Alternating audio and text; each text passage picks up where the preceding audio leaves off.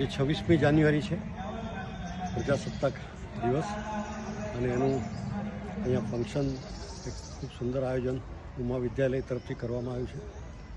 અમે તો સોલ્જર છીએ, એટલે સૌથી પહેલાં કહેવા માગીશ कि हमने अपने लिए शीशे का बदन चुन लिया, हमने अपने लिए शीशे का बदन चुन लिया, टूटने और बिखरने का चलन चुन लिया।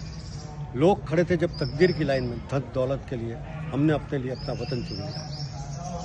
એટલે આજના દિવસનો આ મેસેજ છે। અને ફંક્શનની અંદર એનસીસી સ્ટુડન્ટે પરેડ પણ કરીને બતાવી, તે જે ઝંડો ફરકાવવામાં આવ્યો એના માટેનો સુંદર કાર્યક્રમ હતો।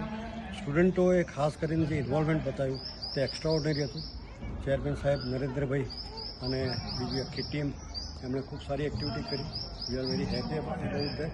અને સ્ટુડન્ટોની અંદર એક ઉત્સાહ જોવા મળ્યો, અને મને પોતાને એવું હતું કે કોઈ નાની સ્કૂલ હશે પણ જબરજસ્ત કેમ્પસ છે અને સારી એવી એક્ટિવિટી અહીંયા આગળ થઈ રહી છે। અને ખાસ કરીને જે એનસીસી એમણે ઇન્ટ્રોડ્યુસ કર્યું ને, મને કહેવામાં આવ્યું કે 17 વર્ષથી પ્રયત્ન કરતા હતા ત્યારે હવે તમને સફળતા મળી છે, તો એ બહુ મોટી અચીવમેન્ટ છે। અને આજના જમાનાની અંદર ફોજમાં જવું એટલે કેરેક્ટર ડેવલપમેન્ટનું કામ છે। કહેવાય છે કે જો દરેક જણ 2 વર્ષ માટે બી ફોજમાં જાય ને તો આખા દેશનું ચારિત્ર, આખા દેશનું કેરેક્ટર બદલી જાય। તો એ કાર્ય ઉમા વિદ્યાલય તરફથી કરવામાં આવ્યું છે, એનો ખૂબ આનંદ છે। અને આપણા પ્રિન્સિપાલ ગીતાબેન એમણે મને ઇન્વાઇટ કર્યા હતા, તો એમનો પણ હું આભાર માનું છું। અને આખી ટીમનો કલ્પેશભાઈ, વસંતભાઈ, બધાનો ખૂબ આભાર। Thank you very much. પૂર્વ સૈનિક સેવા પરિષદ પર।